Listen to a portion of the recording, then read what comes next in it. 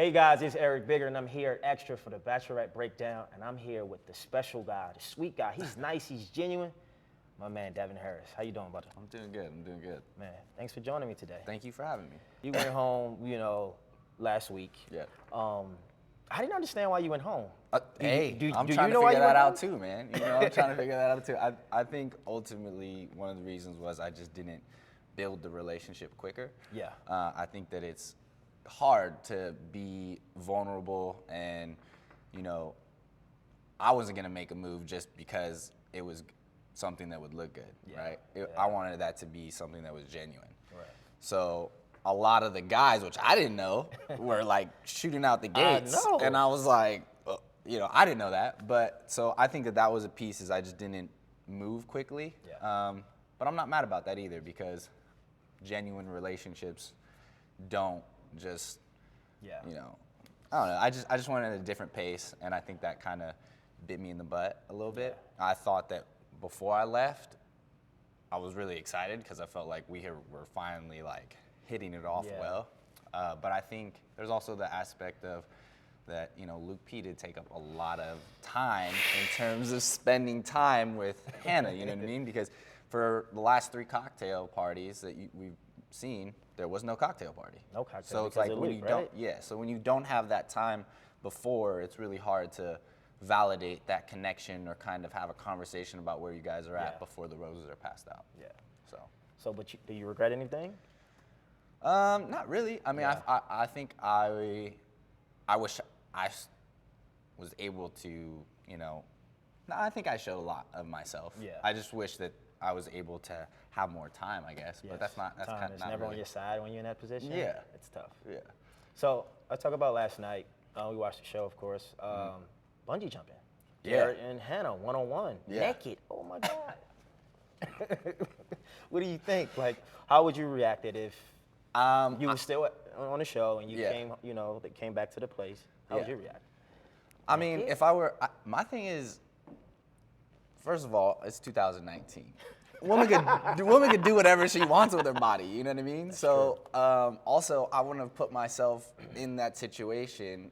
I wouldn't have gone on the show if I was gonna be uncomfortable with the fact that she was gonna be dating other people. I think the biggest thing to remember is that, when there's no cameras and if you're going to date somebody tomorrow, she may be talking to 3 or 4 other guys. You don't know that. The only difference with the show is that you know who she's actually dating. Right. So what she chooses to do with her body or her lip or whatever she wants to do, whatever she wants to do, that's her choice. So I get that he may have been irritated about that. I can understand that because it's hard. If you really like somebody, you don't want to see them. But is it his place to really have a say on what she does? He's allowed to have his opinion. I just think that, again, it's 2019, and aside from that, she's her own woman. And it was very clear, we have the Hannah B side of her. She's not the type of woman that is going to be controlled or wants to be controlled. And personally, I don't know about you, but I don't want the type of woman that wants to be controlled. Yeah. Exactly. I don't want that. Yeah. Be free. Be yourself. Be yourself. And she's strong and confident. 100%. And that's what's attractive. So you think Luke P reaction was over the top? Like too much? I think that it was just a little, it's not his place, as we said. I don't think it was Luke P's place to tell her what to do with her body. So what is your overall opinion on Luke?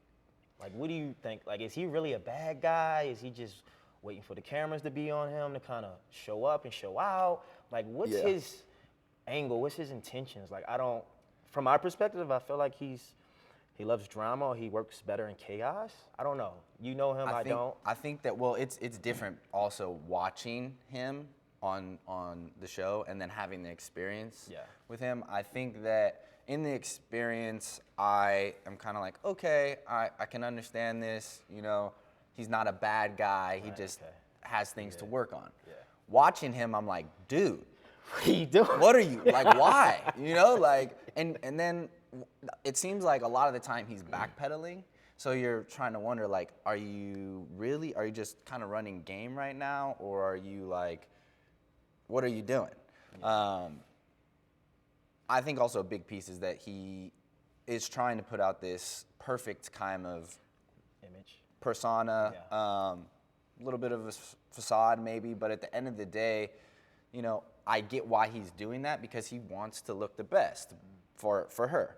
But at the same time, she's not asking for that. She's just asking for you to be you. Right, be yourself. Yeah, and so if you are being you, then, man, I don't get, A lot of the show was Luke P drama. I'm like, what is that about? So I have a real question. Yeah.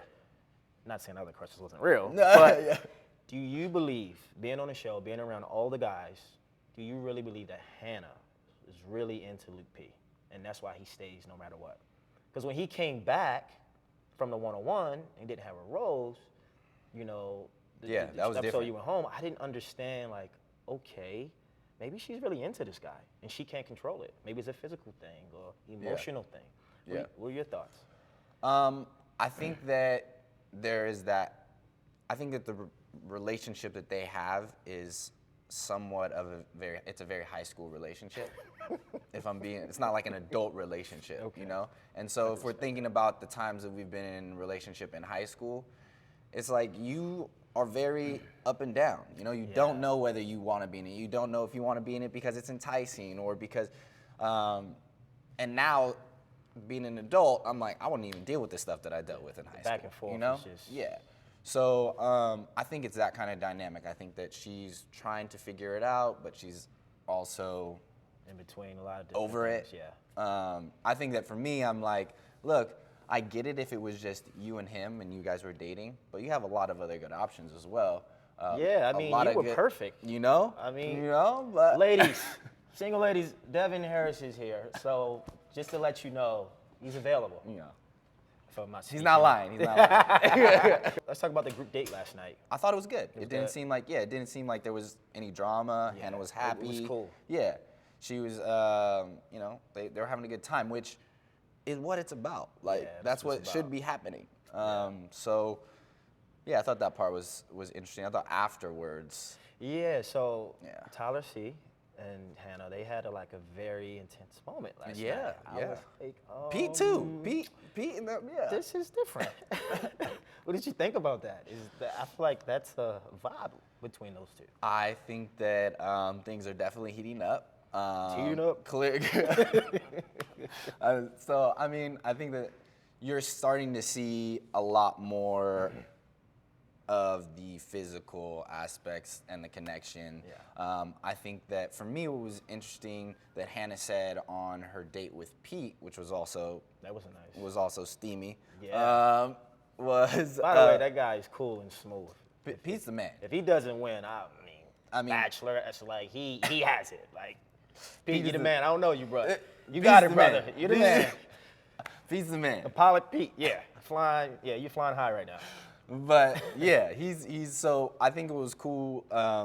It's just she said that she had felt a kind of strong connection with him that was physical, but that it was more than that. And so I think that right now you're seeing that how those relationships aren't just physical now, but how they're more mental and emotional relationships as well.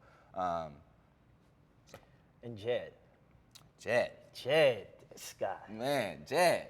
Every time he brought out that guitar, man.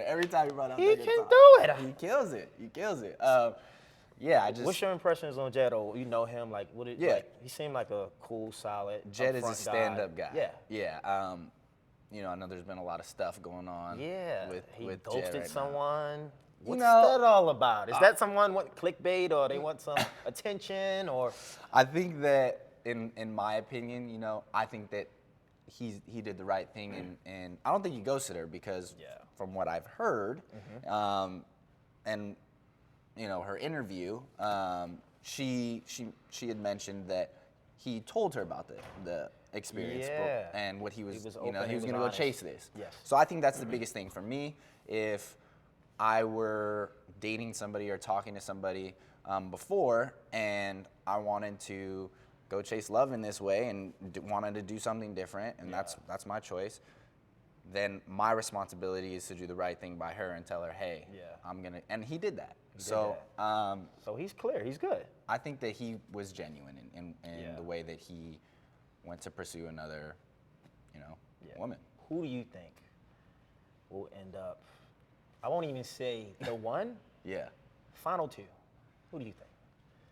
I'm gonna say Jed and Tyler. Jed and Tyler. Those two stood out to me as well. Yeah, I think they'll be there at the end. I would say Pete.